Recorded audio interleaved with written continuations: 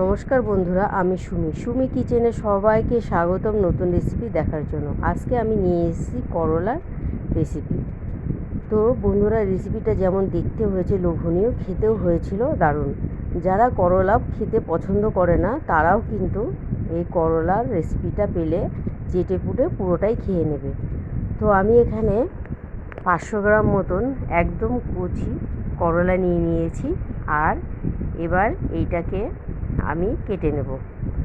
তো আমি এখানে করলাটা ভালো করে গোল গোল করে কেটে নেব। তো আমি এখানে একটা করলা কেটে দেখিয়ে দিচ্ছি। তো এরকমভাবে একটা পিস আমি কেটে নিলাম গোল করে, আর এর মধ্যে যে বীজ থাকবে সম্পূর্ণভাবে ফেলে দেব।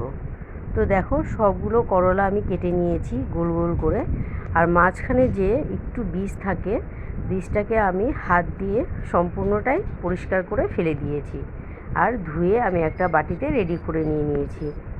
তো এখানে একটা কড়াই বসিয়ে দিয়েছি। কড়াইয়ের মধ্যে আমি দিয়ে দেব সর্ষের তেল। তেলটা গরম হয়ে গেলে পরে পুরো করলাটা আমি তেলের মধ্যে দিয়ে ভালো করে ভেজে তুলে নেব।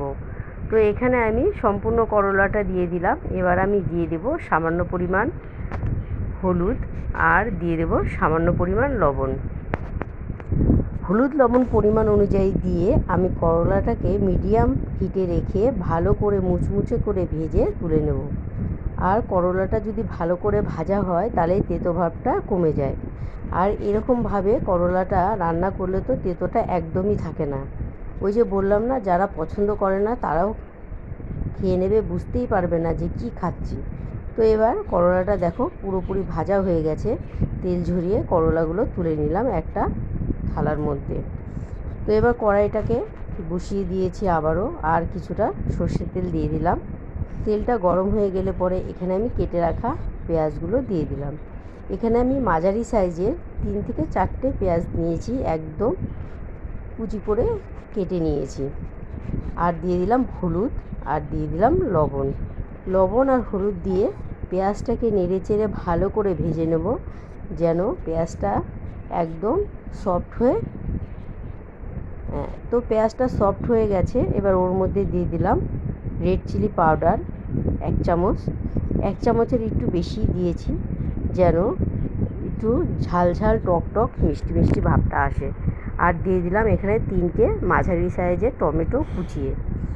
এই রান্নাতে মেন হলো টমেটো আর পেঁয়াজটা। পেঁয়াজের ভাগটা একটু বেশি থাকবে, টমেটোটা একটু বেশি থাকবে। তাতে কি হয়, রান্নাটার মধ্যে একটু টক মিষ্টি ঝাল ব্যাপারটা থাকে।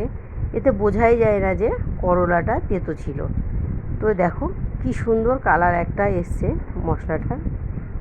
তো এইভাবে নেড়ে চেড়ে ভালো করে টমেটো পেঁয়াজ একসঙ্গে মিশিয়ে নিলাম, আর দিয়ে দিলাম করলা ভাজা উপর দিয়ে।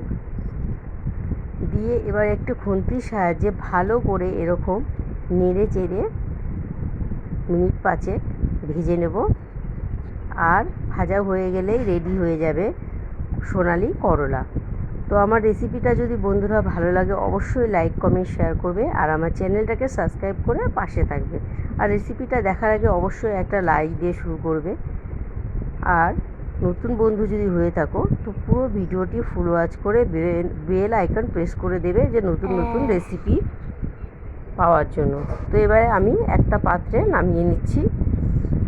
তো দেখতেই তো পাচ্ছ কত লোভনীয় হয়েছে, খেতেও কিন্তু হয়েছিল দারুণ। বোঝাই যাচ্ছিল না যে করলা না অন্য কিছু।